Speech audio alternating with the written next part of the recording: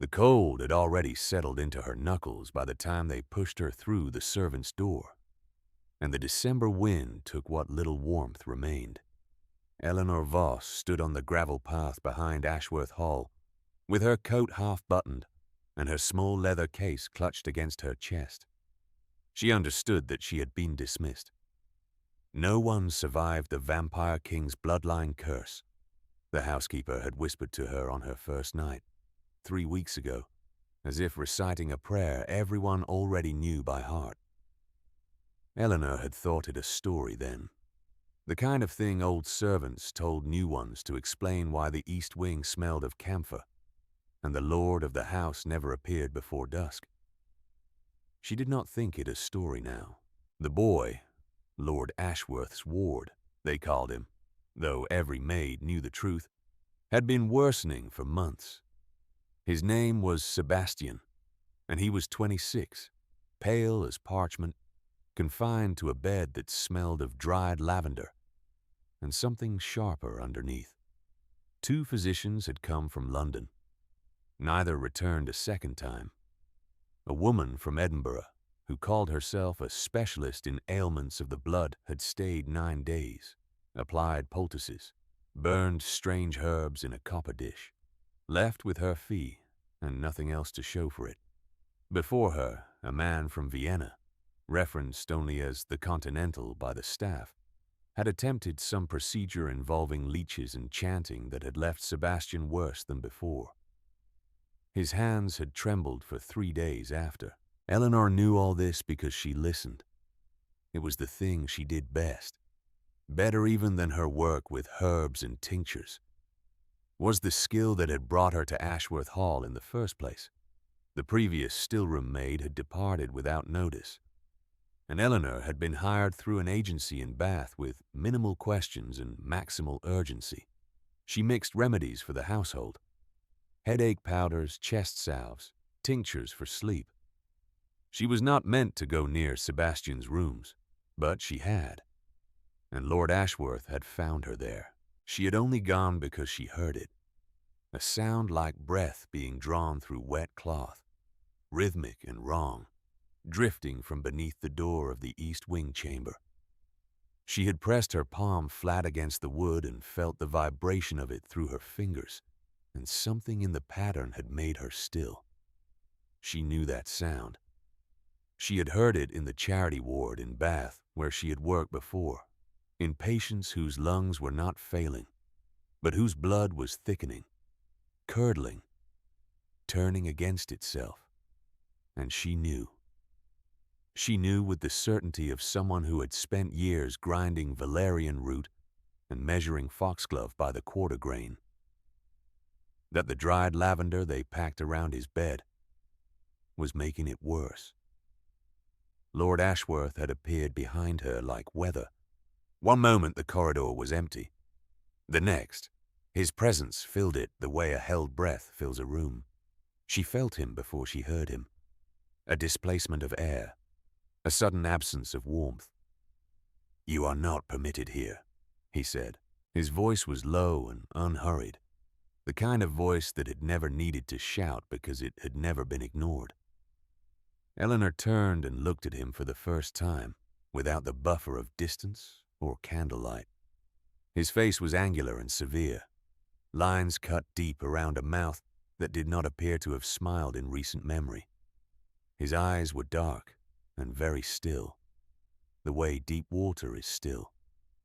"I heard him struggling to breathe," she said. "The lavender packed around his bed. It's concentrated enough to thicken blood, not thin it. Whoever prescribed it has the remedy exactly backward." Something shifted in his expression, not softening, a hardening if anything, the particular rigidity of a man hearing what he did not want to hear. "You are the still-room maid," he said. "You mix headache powders." "I do." "Then you will confine yourself to headache powders, and you will not enter this corridor again." She should have stopped. She knew that. But Sebastian's breathing scraped through the door like a file across iron, and she could not unhear it. At least remove the lavender, she said. It costs nothing to try. Lord Ashworth's hand closed around the edge of the doorframe beside her.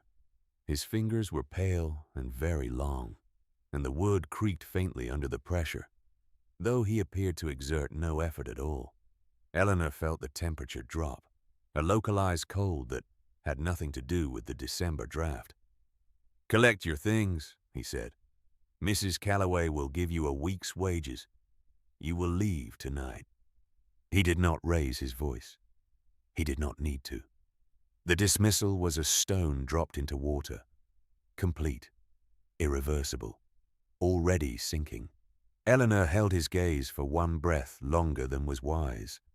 Then she turned and walked back down the corridor, her shoes sounding against the stone floor in a rhythm she would remember later. The steady pace of someone who was not running, not lingering, not beaten, just going. But as she passed the door, she heard Sebastian's breathing shift. A hitch, a pause, then a rattling resumption. And through the gap beneath the door, she caught a scent that did not belong in a sick room.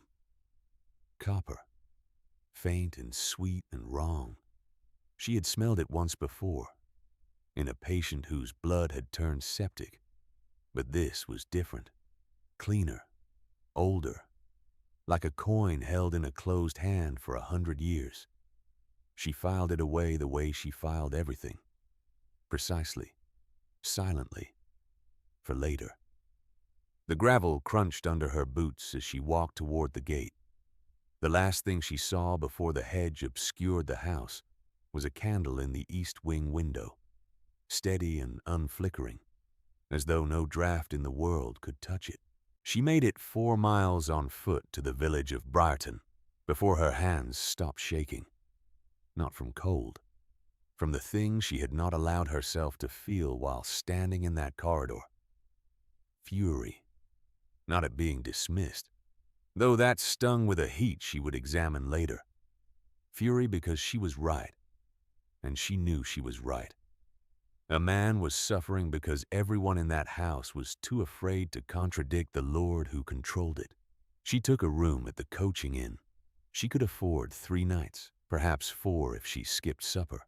She sat on the narrow bed and pressed her palms together, feeling the calluses at the base of each finger, the marks of a woman who worked with mortar and pestle, with dried roots and measured powders, with the small, precise tools of her trade.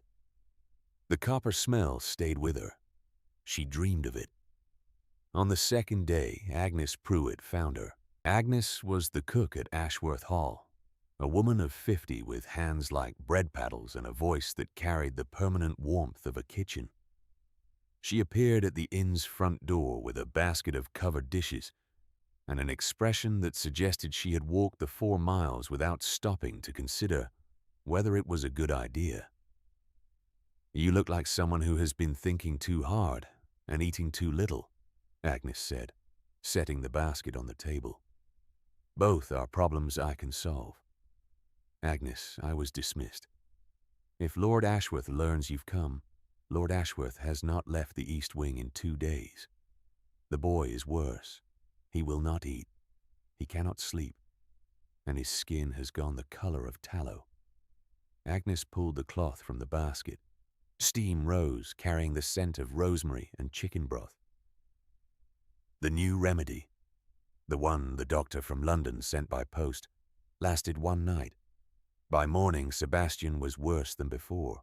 Eleanor's hands tightened on the edge of the table. The lavender, still there, packed around him like a shroud. No one dares remove it because Lord Ashworth ordered it kept. He believes it was his late wife's remedy. She used it on herself before she... Agnes stopped.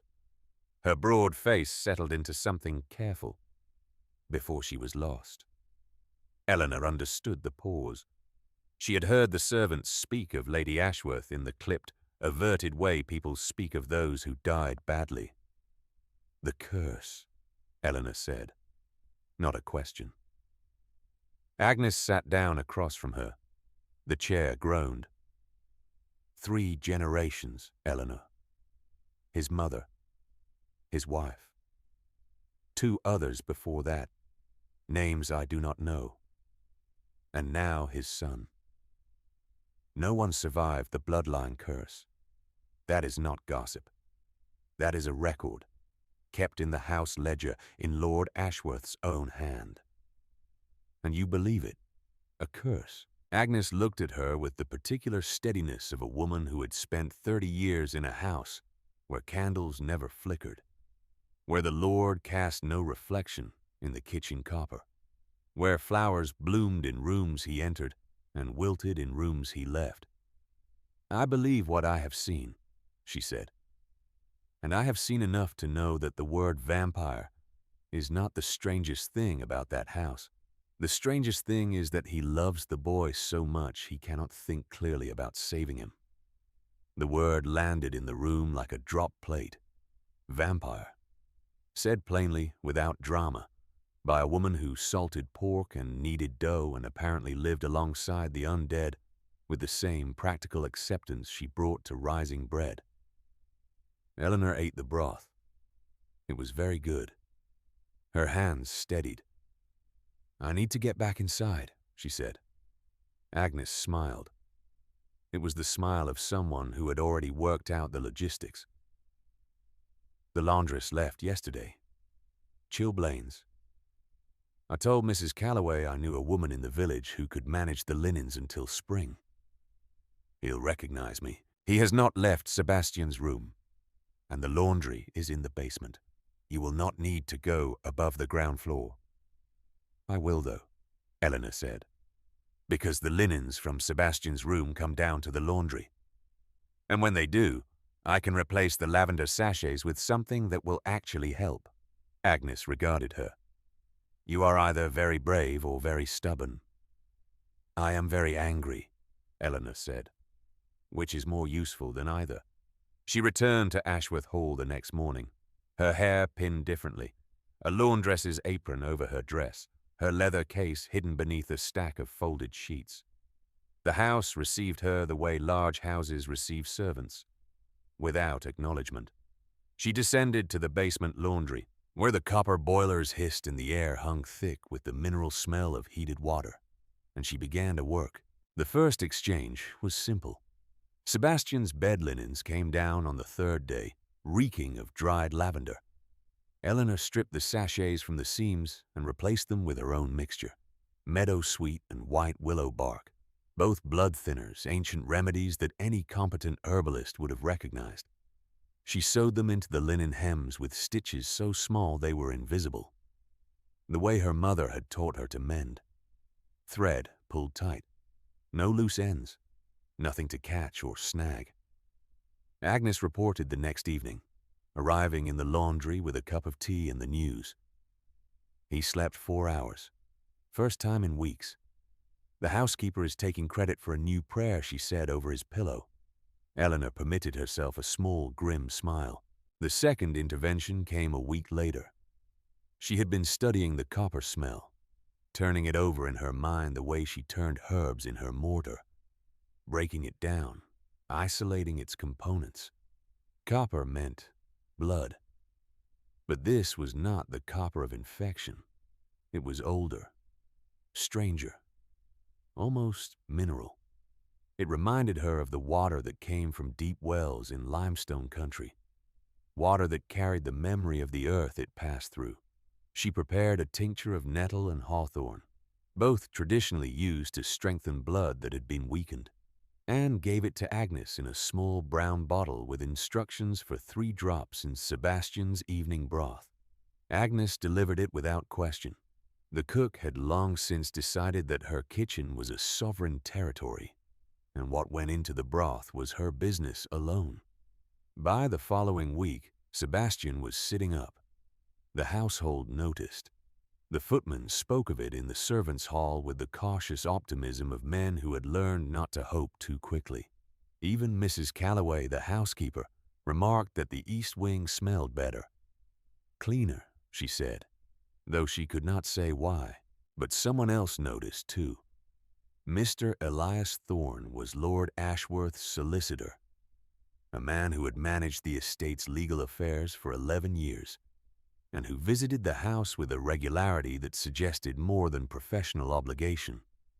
He was slim and precise, with pale eyes and the kind of courtesy that functioned as a locked door, polite on the surface, impenetrable underneath. Eleanor had seen him twice during her first tenure at the Hall, both times ascending the main staircase with documents under his arm, and the particular self-importance of a man who believes proximity to power is a form of power itself. She learned from Agnes that Thorne controlled Sebastian's trust. If the boy died before reaching his majority, or more precisely, if the boy was declared permanently incapacitated, the trust's administration would remain with Thorne indefinitely. The fees were substantial. The authority was greater. "He has been managing that trust for 6 years, Agnes said, kneading bread with the kind of force that suggested she was imagining Thorne's face in the dough. "And in 6 years, every specialist he has recommended has failed. Every remedy he has sourced has made the boy worse. You might call that bad luck. I call it a pattern." Eleanor said nothing, but she began keeping a record. Dates, symptoms, treatments, and their sources. She wrote in small, precise handwriting on sheets of laundry paper, which she stored inside a pillowcase in the basement. The pattern Agnes described was not merely bad luck. It was choreography. The third intervention was her most ambitious. She had identified the copper smell as coming not from Sebastian himself, but from something in his room, an object or substance that was producing the mineral scent. She needed access to the room. Agnes could not help with this. The cook's territory ended at the kitchen door, but the laundress could carry linens anywhere. She went at midday, when Lord Ashworth retreated to his study and the corridor was empty. She carried fresh sheets folded against her chest, her heart striking her ribs like a fist against a door. Sebastian's room was dim and close, the curtains drawn, and the smell hit her immediately. Copper, dense and sweet, emanating from a brass vessel on the bedside table.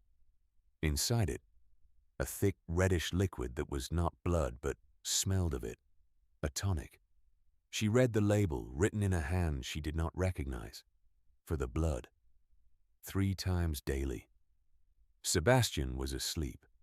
His face was young and exhausted, the skin stretched thin over sharp bones. She could see the improvement her remedies had brought, color returning to his lips, the breathing slower and deeper. But also the damage the tonic was doing, a faint gray tinge at his temples that spoke of something being introduced, not expelled. She took the vessel. She left the clean sheets.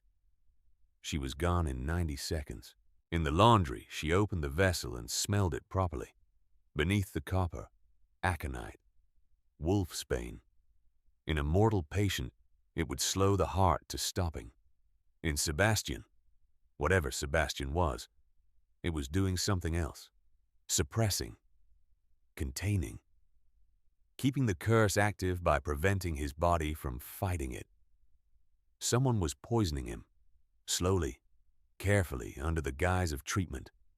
She added the vessel and its contents to her record. The crisis came 3 days later, on a Tuesday evening when the house smelled of beeswax and coal smoke. Eleanor was in the laundry when Agnes descended the stairs at a pace that made the wooden steps shake. "The boy collapsed," Agnes said. Her face was white. "Thorne was with him. He says the improvement was false, that the curse is accelerating. He has called for a new specialist from London, and he has ordered Sebastian moved to a room on the ground floor, away from the household. Away from anyone who might see what's happening to him," Eleanor said.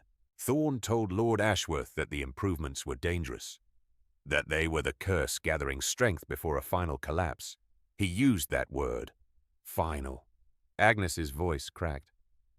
"And Lord Ashworth believed him, because Lord Ashworth has watched every person he has loved die of this, and he is terrified. And Thorne knows exactly how to use that terror. Eleanor stood. Her hands were steady. The anger was back, cold and focused, and it clarified everything. Where is Sebastian now? The morning room. They've set up a bed. Thorn is with him. He has dismissed the household staff from the corridor. Says the boy needs absolute quiet. He needs the opposite, Eleanor said. He needs that tonic taken away and clean air, and someone who is not slowly killing him. Agnes, I need you to get Lord Ashworth to the morning room. Not in 10 minutes. Now. Agnes looked at her. He dismissed you, Eleanor. If he sees you, then he sees me. I would rather be dismissed twice than let that man finish what he started. Agnes nodded once, with the efficiency of a woman who had been waiting for someone to say what needed saying, and went. Eleanor climbed the stairs from the basement for the last time as a servant. She carried her record, 12 sheets of laundry paper covered in precise notations, and the brass vessel with its poisoned tonic. Her footsteps echoed in the stone corridor. The house seemed to listen. The morning room door was closed. She opened it without knocking. Sebastian lay on a daybed by the window, his breathing shallow, his skin the color of old candle wax. Thorn stood beside him, measuring liquid from a new bottle into a glass. He looked up at Eleanor with the mild surprise of a man seeing a mouse in a room he thought he had sealed. "You are not permitted here," he said. The same words Lord Ashworth had used, but in Thorn's mouth they were thinner, more careful. The courtesy of someone who uses manners as a wall. "No," Eleanor said, "I am not." She crossed the room and set the brass vessel on the table beside the daybed. Then she placed her 12 sheets of paper beside it. Then she looked at Thorn with the steady, measured precision of a woman who had spent 3 weeks building a case and was ready to present it. "Aconite," she said, "in every tonic you have administered or recommended for 6 years. Enough to suppress his body's ability to fight, but not enough to kill outright.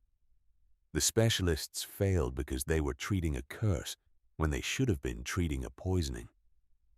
The Edinburgh woman might have found it, but she was working against the tonic's effects and did not know it. The Continental certainly made it worse. His leeches drew out the blood that was trying to heal, not the substance that was harming." Thorn set the glass down. His expression did not change. That was the most damning thing. The perfect composure of a man who had prepared for this moment. "You are the still-room maid," he said, "the one Lord Ashworth dismissed for overstepping. And now you appear in soiled laundry clothes with accusations written on scrap paper. I wonder who will be believed." The door opened behind her. Lord Ashworth filled the frame the way darkness fills a room when a candle goes out. Completely, instantly, with a weight that made the air itself feel heavier. Agnes stood behind him, still catching her breath. His gaze moved from Eleanor to the brass vessel to the 12 sheets of paper. To Thorn. It rested on Thorn the way winter rests on a landscape, still and absolute and stripping everything bare. "Tell me," he said to Eleanor. He did not say her name. She was not sure he remembered it, but he was looking at her, and his attention was a physical thing, dense and focused and waiting. She told him, precisely, without embellishment, in the language of her trade. The lavender that thickened blood instead of soothing it. The tonic with its aconite base. The pattern of specialists who arrived already hampered by a patient whose system was being suppressed. The improvements she had achieved by removing the lavender and introducing blood-strengthening herbs. Improvements Thorn had reframed as dangerous. Lord Ashworth listened without moving. His eyes never left Thorn's face. "The trust," he said when she finished. "1 word, 2 words. Enough. The trust reverts to your direct control when Sebastian recovers sufficiently to manage his own affairs. Eleanor said. While he is incapacitated, Mr. Thorne administers it. The fees are 6% annually.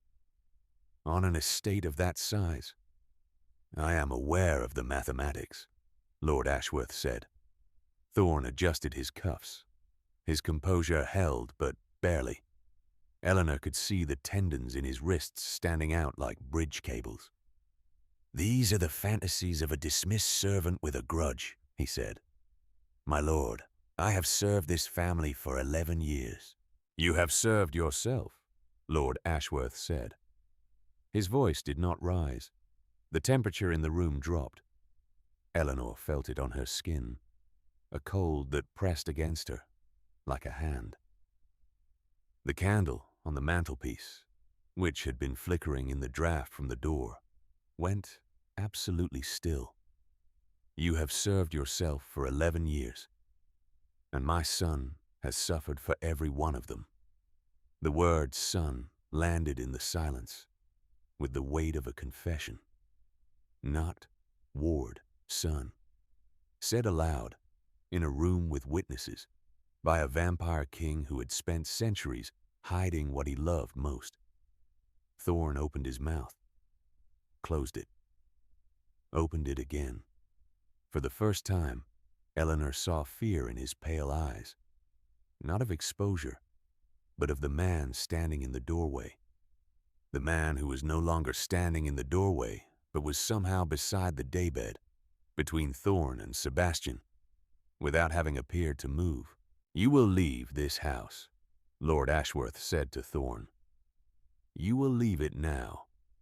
Your access to the trust is revoked. Your access to my family is revoked. If I learn that you have spoken of what you know about this household, about what I am, about what my son is, I will not pursue you through the courts. I will not need to.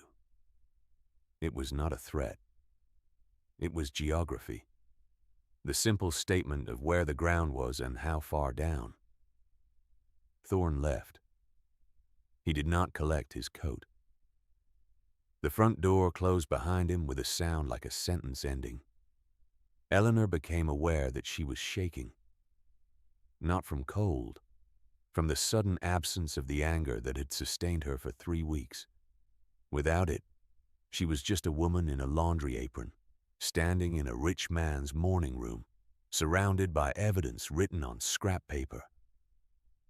Sebastian stirred on the daybed. His eyes opened, unfocused, confused, searching. His hand moved restlessly on the coverlet, reaching for something or someone. Eleanor knelt beside him. She did not ask permission. She did not look at Lord Ashworth. She took Sebastian's hand in both of hers, the way she had held the hands of patients in the charity ward. Firmly, warmly, with the pressure that says, I am here, and you are not alone. The moment her skin touched his, she felt it. Not pain, not yet, but a pull, deep and tidal, as though something in Sebastian's blood recognized something in hers and reached for it.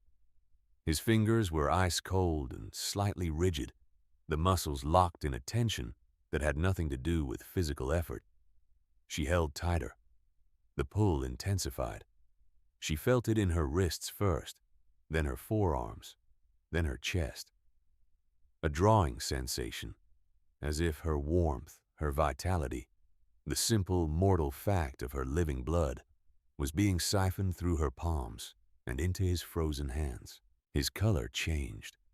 She watched it happen, the gray receding from his temples like frost retreating from a window, pink surfacing beneath the waxy skin of his cheeks, his lips darkening from ash to something approaching rose.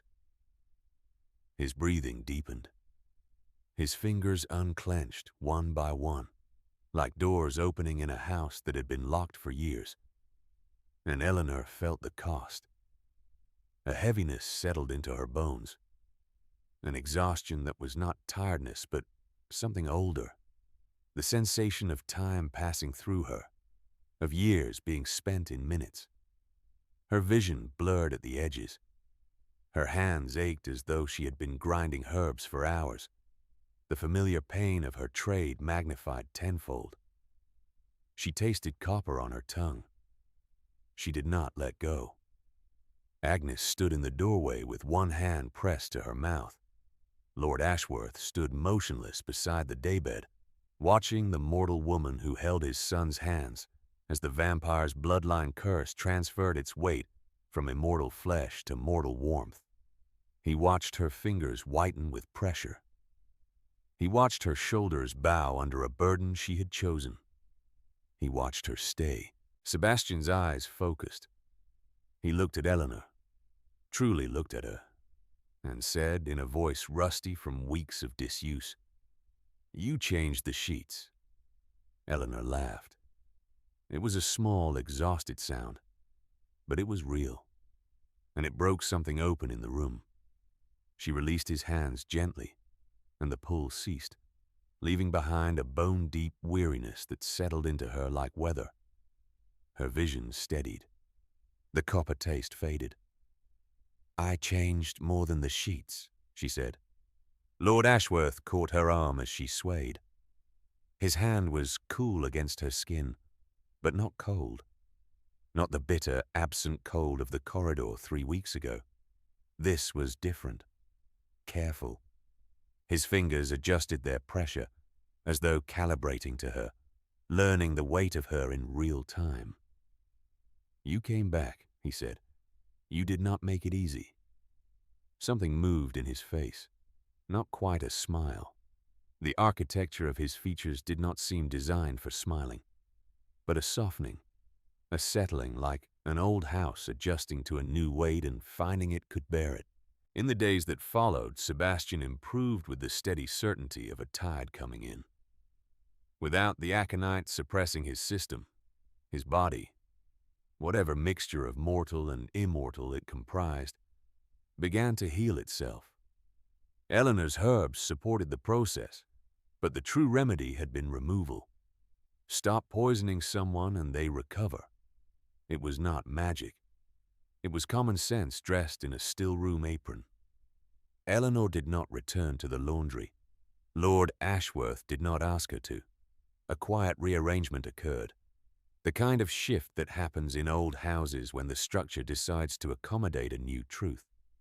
A room appeared for her on the first floor, near the still-room but above it, with windows that faced the garden and a writing desk that had not been there before. Mrs. Calloway delivered the key without comment, though her expression suggested she had opinions she was saving for a more appropriate moment. Agnes brought tea each morning and updates each evening, delivered with the narrative flair of a woman who understood that information was best served warm. "Thorne's offices in London have been closed," Agnes reported one evening, settling into the kitchen chair with the satisfaction of someone delivering a particularly good pudding. "His clerk came for the last of the files yesterday. Apparently, Mr. Thorne has relocated to the continent. I hear the climate agrees with men who need to disappear." "Good," Eleanor said. "Also, Lord Ashworth asked after you this morning, specifically, by name, which he has never done for any servant in 30 years. I thought you should know." Agnes paused. "He asked whether you preferred China tea or Indian. I told him Indian because you are a sensible woman.